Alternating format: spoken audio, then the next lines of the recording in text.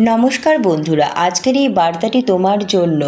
কারণ তুমি জানো বা না জানো, তোমার জীবন নিয়ে এমন দুটি কথা এখন চারিদিকে ছড়িয়ে পড়েছে যা সবাইকে অবাক করছে। আশ্চর্যের বিষয় হলো এই দুটি রহস্য তুমি কাউকেই বলতে চাওনি, অথচ সেগুলো এখন আলোচনার কেন্দ্রবিন্দু। প্রশ্ন হলো, কিভাবে এমন গোপনীয়তা বাইরে চলে গেল, আর কেন ইউনিভার্স চাইছে তুমি এখনই এই বার্তা শোনো। বিশ্বাস করো, আজকের এই ভিডিওটি শেষ পর্যন্ত তুমি বুঝে যাবে যে কেন এই দুটি কথা তোমার জীবনের ভবিষ্যৎকে বদলে দিতে চলেছে। আসলে কিছু মানুষ তোমার সম্পর্কে এমন দুটি কথা বারবার বলছে, বারবার উচ্চারণ করছে, এবং কোথাও না কোথাও এই দুটি কথা যা তোমাকে নিয়ে বলা হচ্ছে তা একদম গভীর আলোচনার বিষয় হয়ে উঠেছে। কারণ কোথাও না কোথাও এই দুটি কথা যা তারা জানতে পেরেছে তা তাদের খুবই আশ্চর্যজনক লাগছে, তাদেরকে খুবই অদ্ভুত অনুভব করাচ্ছে। এই দুটি কথা তারা ঠিক বুঝে উঠতে পারছে না, অথবা এই দুটি কথা এমন যে তারা মনে করছে যে তোমার জীবনের এমন একটা বিষয় যা তাদের আগে থেকেই জানা উচিত ছিল। আর এই দুটি কথা তোমার জীবনের জন্য খুবই গুরুত্বপূর্ণ। তোমার জীবনে এই দুটি বিষয় অনেক গুরুত্ব আমি দেখতে পাচ্ছি, এবং এই কথা তুমি কারোর সঙ্গে শেয়ার করতে চাওনি, যা এখন মানুষের জানা হয়ে গেছে। আর কোথাও না কোথাও কিছু কিছু কথা এমন হয় যা জীবনে তুমি অন্য কারোর সাথে ভাগাভাগি করতে চাও না, কাউকে বলতে চাও না, কিন্তু যদি এই কথাগুলো অন্য কারো কাছে পৌঁছে যায় বা অন্য কারো মাধ্যমে অন্যদের জানা হয়ে যায়, তখন অদ্ভুত লাগাটা খুবই স্বাভাবিক ব্যাপার হয়ে ওঠে।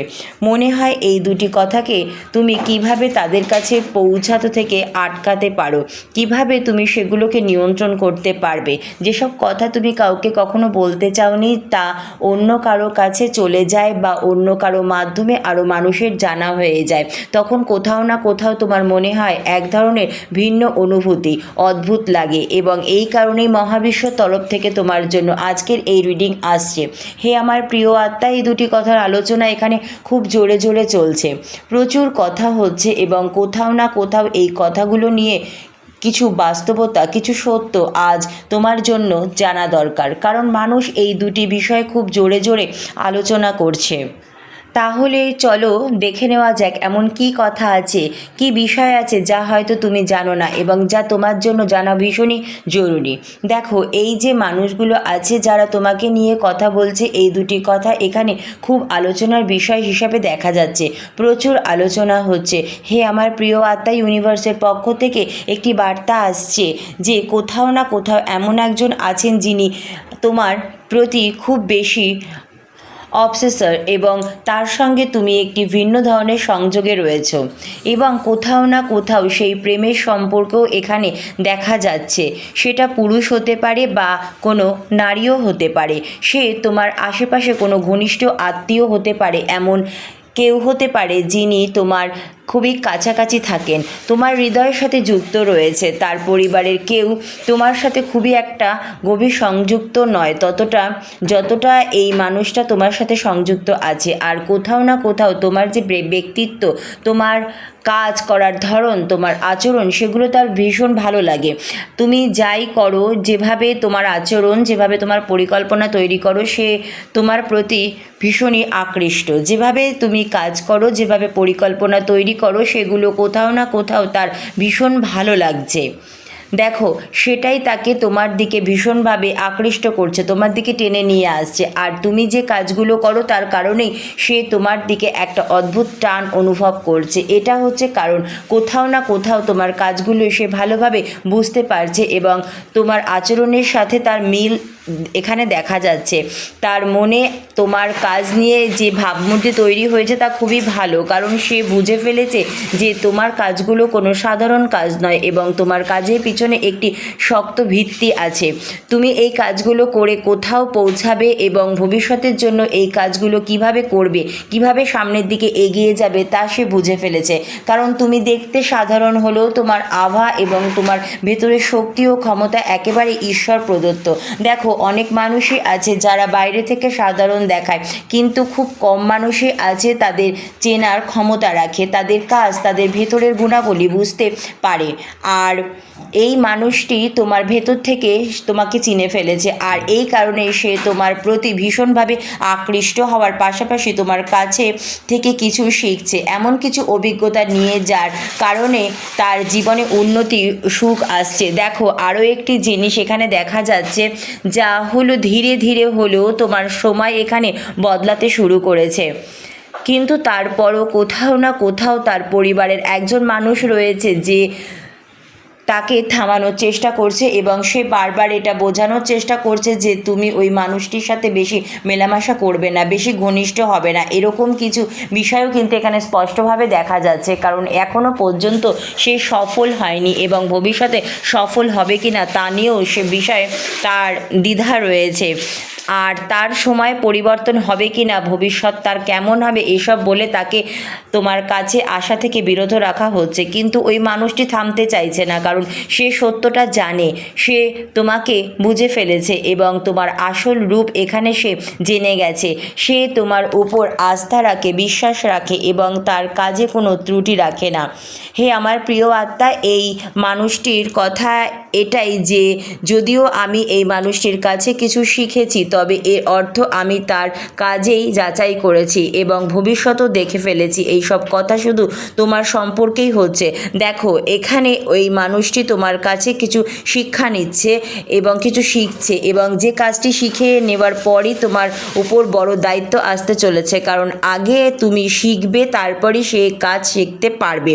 তাই তোমাকে এখানে শেখার জন্য বলা হচ্ছে, কিন্তু এখান থেকে বোঝা যাচ্ছে যে ভবিষ্যতে এই কাজটি শেখার পর তুমি এতে সফল অবশ্যই হবে। হে আমার প্রিয় আত্মা, তোমার জন্য সাফল্যের স্মৃতি বিস্তার করা হয়েছে এবং আগামী দিনে তুমি চরম উন্নতির শিখরে পৌঁছাবে। বারবার এই যে মানুষটি আছে সে তার পরিবারের একজন মানুষকে বোঝাচ্ছে এবং পরিবারের সেই মানুষটি বারবার বলছে এর থেকে দূরে থাকো, অর্থাৎ তোমার থেকে দূরে থাকার কথা বলা হয়েছে। তুমি খুবই বুদ্ধিমান মানুষ এবং সেই কারণেই এখানে তোমাকে অনেক কাজ করার ক্ষমতা রয়েছে, কারণ তোমার শান্তি, তোমার ধৈর্য, তোমার পেশেন্স এখানে তোমার চরিত্রকে দেখাচ্ছে যে তোমার কাজ করার দক্ষতা অন্যদের তুলনায় কতটা ভালো, কতটা গভীর।